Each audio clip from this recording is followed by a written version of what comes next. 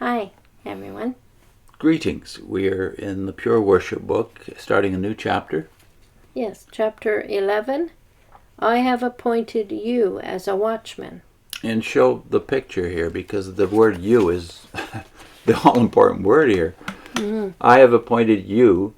Okay, so there, and you see a guy blowing a horn, the watchman. So, of course, it's right across from the one we did last week with the fatigued man. Yeah, you have to ask yourself, well, what's the connection between the fatigued man, the depressed man on the left, and the watchman on the right? And of course, it's our theory, and I don't think it's a theory, I think it's a fact. The watchman's consistent message from 140 years ago, 5 generations, is you have the responsibility to blow the horn. For 140 years. And that's pretty tiring. Yeah. And even if you didn't have to do it, you just had to listen to it, you'd be fatigued after 140 years of hearing the same emphasis upon urgency. Yeah. That's the reason a great many Jehovah's Witnesses are tired out and almost fatally depressed nowadays. And I think you have to ask this quote for the beginning of this chapter, I have appointed you as a watchman. We have to ask who the you is. We certainly do. Is it all of the Israelites? Or is it a person? One. Well, of course, you attach the idea of you, watchman, to the idea of blood guilt. You use this text, this commission to one man, Ezekiel, a prophet, yes, and a priest. By the way, he's a priest already, now he's a prophet as well. Mm-hmm. A man who's obviously chosen by God twice over to be a priest and a prophet. You use his commission as your commission. Along the way, you've transferred this blood guilt from one man to an anointed class in the days of Russell. It then became not just one man, Russell, but then an anointed class. And now you've moved it to the other sheep, who are not even, by your definition, Israelites. Because if you don't do the work of the watchman, you're blood guilty. Yeah, this was a very familiar text for me. I did view it as that.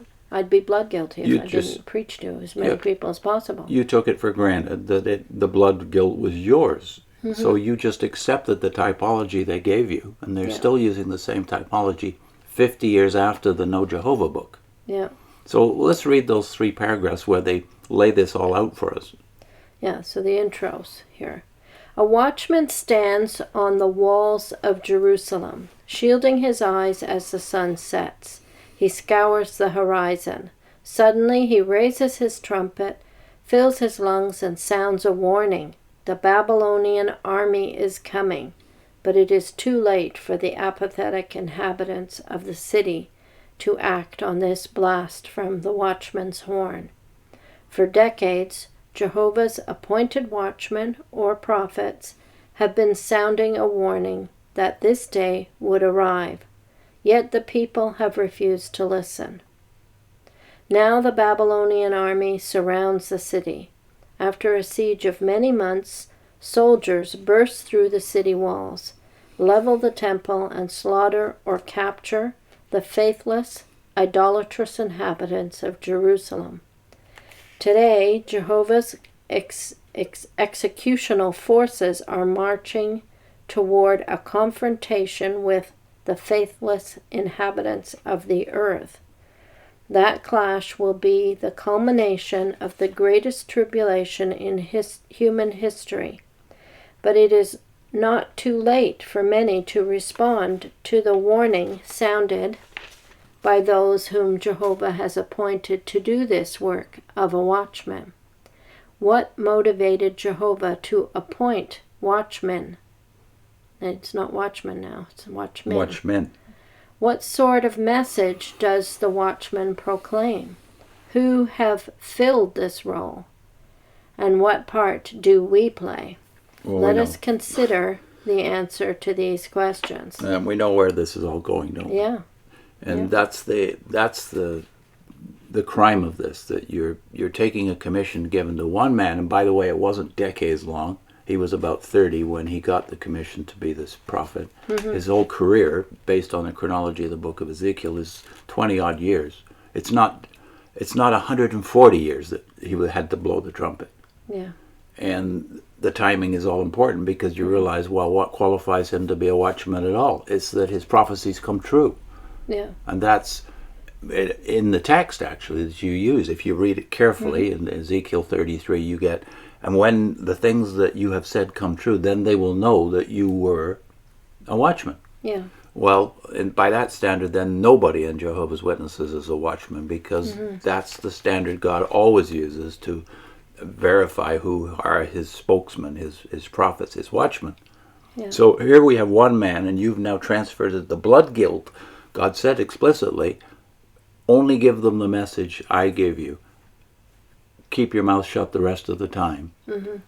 And if you don't give them the messages I give you, if you give them something else based on human reasoning, for instance, then you are blood guilty for what you have not done.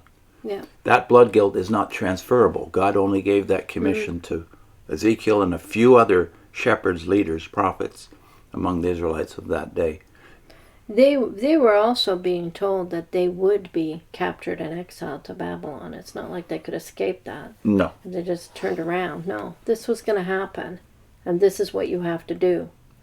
So one man among hundreds of thousands, even millions of Israelites that are alive in those generations, maybe a second Jeremiah, Habakkuk, Zephaniah, a handful of people that we can identify by name are God's spokesmen to that generation. Prophets, yeah. For you to take their responsibility and accountability and transfer it to the sheep. Yeah. And by the way, you don't even call them Israelites, do you? These other sheep are not of this fold. So technically they're not even Israelites or Jews. But you have given them the blood guilt and responsibility for spreading this this message. And I think about the situation of Ezekiel and Israel. He was talking not to the world. He wasn't preaching to a godless people. That's right. He was talking to the Israelites, his own people. And part of the commission... We think our commission is just to talk to everyone, everywhere, every nation. So how does this parallel with him, with Ezekiel? And where was he to talk to them? They were brought to his door.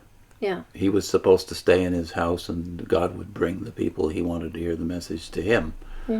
How does that correspond to the antitype today, where you all go out and aggressively evangelize people who don't know you?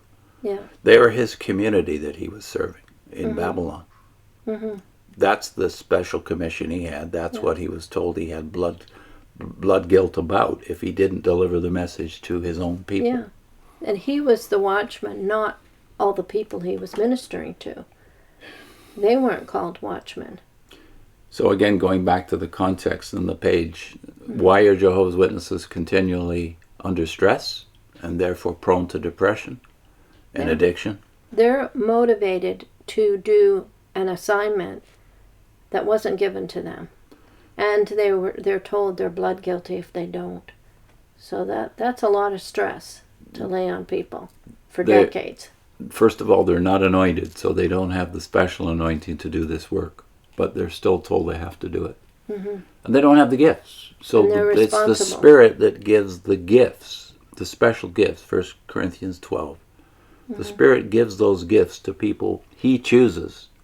Read 1 Corinthians chapter 12, and it's the Spirit who gives the gifts. You say that the other 8 million, or it's a lot more than that, isn't it? 8 million Jehovah's Witnesses are not anointed, but they're expected to do the work anyway. Yeah. It's a terrible tragedy that they get away with this generation after generation. What's our link? We're going to link to a playlist called Door to Door, and also a video. It's in a series. Was there 6 in that series? It's number 5 anyways, of the Door to Door track that you wrote. Which is on the website, right? Yeah, and it's about clean from the blood of all. That's Paul, right? Paul. Speaking. Another blood guilt scripture, what they use all the time, is how Paul was, he says, clean, pure from the blood of all men. Why? So, again, they're using a man specially commissioned by God and transferring his accountability and responsibility to everybody. To all Jehovah's Witnesses. Yeah. See you soon.